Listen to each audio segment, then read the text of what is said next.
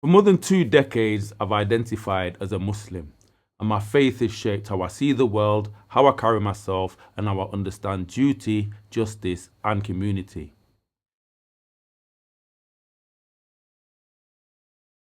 But like Malcolm X spoke about after returning from Hajj, I'd never been able to separate my personal faith from the condition of the people who look like me. I can stand in prayer, feel the peace and discipline of belief, and still walk back into a world where a black man remains too often at the bottom of the economic ladder, over-policed, undervalued, and expected to carry burdens that others never have to even think about. That reality doesn't disappear because I'm a Muslim, and it doesn't become less important because I've found a spiritual identity.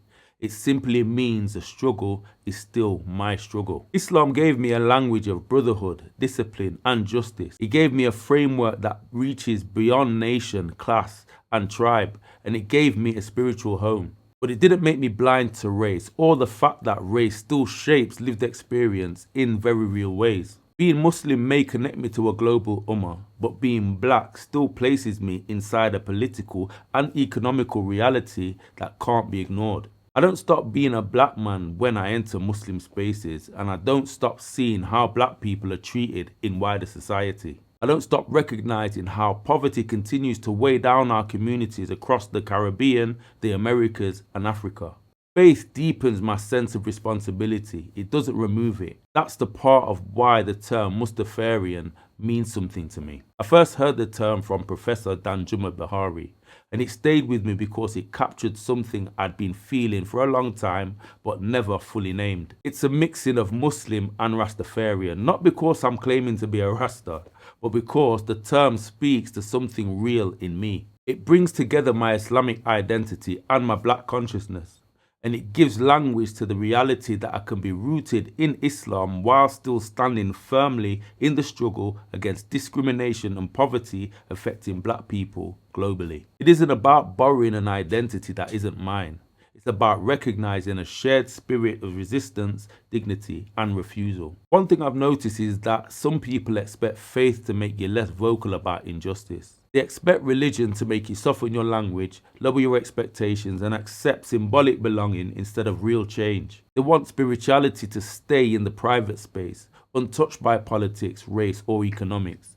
But that has never made sense to me. Faith, if it means anything, should sharpen your commitment to justice. Faith should make us alert to all oppression, not selective in the oppression we choose to recognize. I've seen how the call for a free Palestine can sometimes become so loud that it drowns out the cries of suffering in Sudan. I've also seen messages shared among Muslims saying that we shouldn't get involved in the Black Lives Matter narrative because it isn't a Muslim cause. That way of thinking says a lot, and none of it is good. It suggests that black suffering can be pushed aside unless it arrives wrapped in the right language, the right geography, or the right religious framing. But oppression doesn't stop being oppression because the people enduring it are black, African, or outside the current spotlight. If our faith only teaches us to respond to some injustice and not others, then something has gone wrong in how we're living it. Even in spaces where, as a Muslim, I'm meant to feel more protected, I found that being black still comes with its own reality. The idea of unity is powerful, and in principle it matters deeply, but in practice, people still carry race, class, prejudice, and hierarchy into those spaces. Black Muslims can still find that talk of unity becomes a way of avoiding difficult conversations about anti-blackness, exclusion, and inequality. That cuts deep because the places that should feel safest can sometimes remind you that the world's problems don't stop at the mosque door. When I say that the struggle for black people is still my struggle, I mean it in the fullest sense. I'm talking about the black man in Britain trying to stay afloat in a system that keeps him close to the bottom. I'm talking about black families across the Caribbean still living with the long reach of colonialism and underdevelopment. I'm talking about communities across Africa watching wealth leave their lands while many of their people remain locked out of its benefits. I'm talking about black communities across the Americas still living with the consequences of slavery, segregation, and systemic neglect. Different countries, different accents, and different passports, but often the same pattern. The same struggle to be seen fully, valued properly, and allowed to live with dignity. I've wanted a word that could hold all of that together, and Mustafarian for me does that. It says that I don't have to choose between my faith and my blackness. It says that I don't have to dilute one to prove the other. It says that I can be spiritually grounded and politically aware at the same time. It says that I can believe in God and still speak plainly about the conditions trapping my people in poverty. Because poverty isn't some side issue and it isn't separate from discrimination. It's one of the clearest outcomes.